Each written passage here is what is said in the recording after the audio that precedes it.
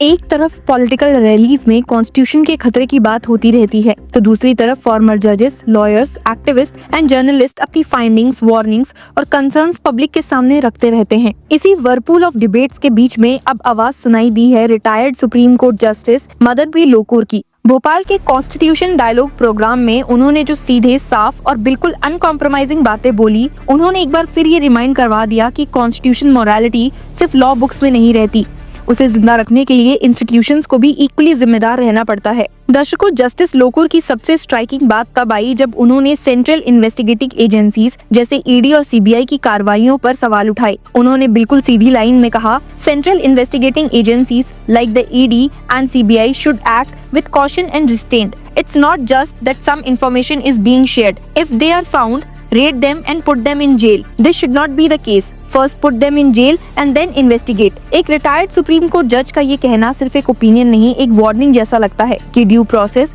Rule of law और constitutional protections बिना किसी एक्सेप्शन के सब पर इक्वली अप्लाई होते हैं। उनके इन्हीं कंसर्न्स और टेंशंस को प्रैक्टिकल लेंस में देखा गया जब ट्यूसडे को कुछ ऐसी ही बातें सुप्रीम कोर्ट से भी सुनाई दी। जी हाँ, सुप्रीम कोर्ट ने ट्यूसडे को एक क्रूशियल मैटर में सीबीआई को शार्प रैप दिया।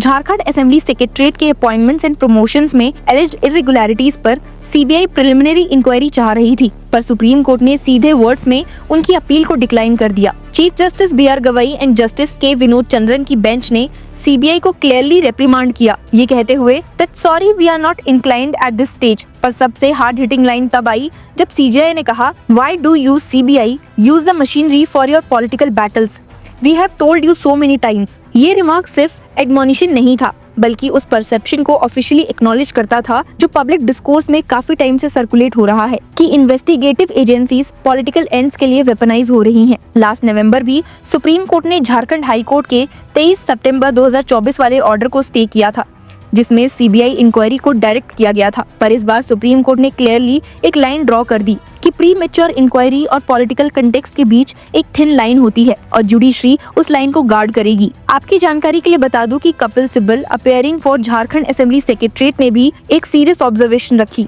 ही said it is shocking that when matters comes up the CBI appears in that court beforehand. Bhopal में दैनिक भास्कर के साथ एक्सक्लूसिवली बात करते हुए former justice Madan B Lokur के सवाल और ज्यादा डायरेक्ट हो गए और जवाब भी उतने ही कैंडिड। जैसे ही उनसे हिंदू राष्ट्र बनाने के क्लेम्स पर सवाल किया गया तो उन्होंने बिना किसी डिप्लोमेटिक क्वेश्चनिंग के कहा, this can not be a Hindu nation, the constitution itself will have to be completely changed, I don't see any way to completely change the constitution. ये स्टेटमेंट इस वक्त जब पॉलिटिकल नैरेटिव्स ओपनली वेजिटेरियनिज्म की तरफ drift करते नजर आते हैं, काफी वेट रखता है। कॉन्स्टिट्यूशन का बेसिक स्ट्रक्चर डॉक्ट्रिन याद आता है जिसे सुप्रीम कोर्ट ने खुद सेफगार्ड किया है और जिसका एक फंडामेंटल फाउंडेशन सेक्युलरिज्म भी है।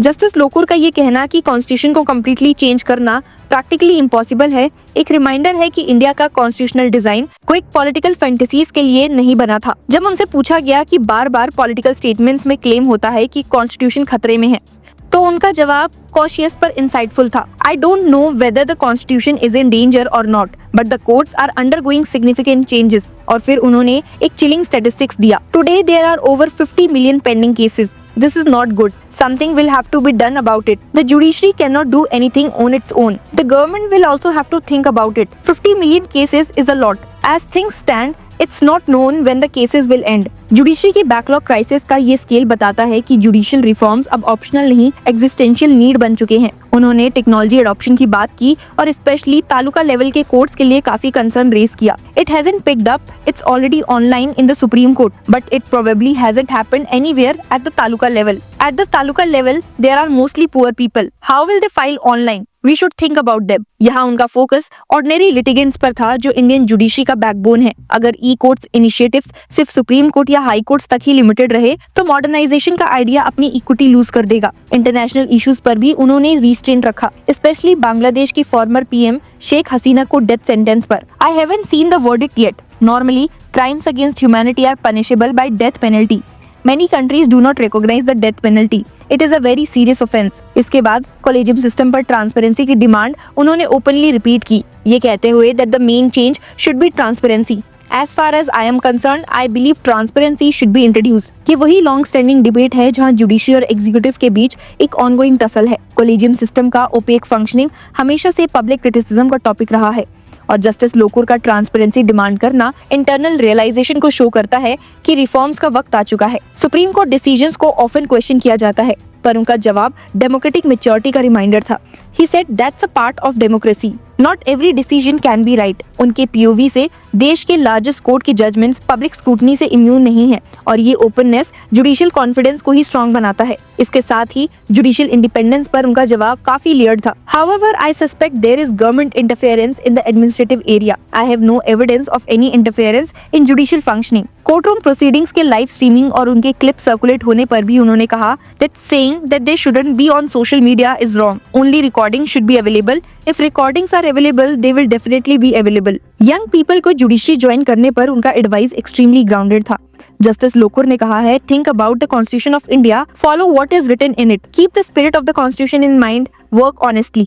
उन्होंने अपने टेन्योर के किसी भी जजमेंट पर बात नहीं की, ये कहते हुए I do not want to talk about my decisions, और ऐसा करके उन्होंने जुडिशियल डिग्निटी का एक क्लासिक डिस्प्ले दिखाया। और रिटायरमेंट के बाद के प्लान्स पर उन्होंने कहा कि वो वही करते रहेंगे जो सोसाइटी के लिए करते आए हैं। जस्टिस लोकुर का इंटरव्यू ने जुडिशरी, डेमोक्रेसी, कॉन्स्टिट्यूशनल कमिटमेंट्स और इंस्टीट्यूशनल टेंशंस का एक ऑनेस्ट मैप सामने रखा। अब जब जस्टिस लोकुर एक तरफ कह रहे हैं that central investigative agencies should act with caution and restraint, और दूसरी तरफ सुप्रीम कोर्ट सीबीआई को डायरेक्टली एडमॉनिश कर रही है by saying why do you use the machinery for your political battles, तो वो नैरेटिव क्रिस्टल क्लियर हो जाता है। इंडिया के कॉन्स्टिट्यूशनल फ्रेमवर्क का बिगेस्ट स्ट्रेस टेस्ट शायद इसी वक्त चल रहा है। एजेंसीज का रोल, अकाउंटेबिलिटी, ट्रांसपेरेंसी और ऑटोनॉमी सब साइमल्टेनियसली कोर्टरूम में भी डिस्कस हो रहा है और पब्लिक डिस्कोर्स में भी। आज इंडिया की लार्जेस्ट डेमोक्रेटिक डिजाइन को जो चैलेंज मिल रहा है वो सिर्फ पॉलिटिकल नहीं, सिस्टमैटिक भी है। जब एक रिटायर्ड जज ओपनली कहते हैं कि कॉन्स्टिट्यूशन को कम्प्लीटली चेंज करना इम्पॉसिबल है, तब वो इनडायरेक्टली ये भी हिंट कर रहे हैं कि इंस्टीट्यूशंस को ही अपनी इंटीग्रिटी और रिस्ट्रेंट मेंटेन करना होगा। जुडिशरी का बर्डन और बैकलॉग इतना मैसिव है कि हर पॉलिसी, चाहे वो ईवीएम रिफॉर्म्स हो, एआई एडॉप्शन हो या judicial transparency, everything eventually collapse हो जाता है अगर 50 मिलियन पेंडिंग केसेस का माउंटेन एड्रेस नहीं हुआ। इस देश की खूबसूरती यही है कि जब पॉलिटिकल टाइड्स हाई हो जाती हैं, तब भी कॉन्स्टिट्यूशनल एंकर्स जैसे जस्टिस लोकुर जैसे जजेस एक मॉरल कंपास बनकर खड़े रहते हैं। और जब सुप्रीम कोर्ट जैसे इंस्टीट्यूशंस एजेंसीज को रिमाइंड करवाते हैं कि उनका काम लॉ इन्फोर्समेंट है, पॉलिटिकल बैटल्स नहीं, तब ये डेमोक्रेसी का ब्रीदिंग स्पेस प्रोटेक्ट करते हैं।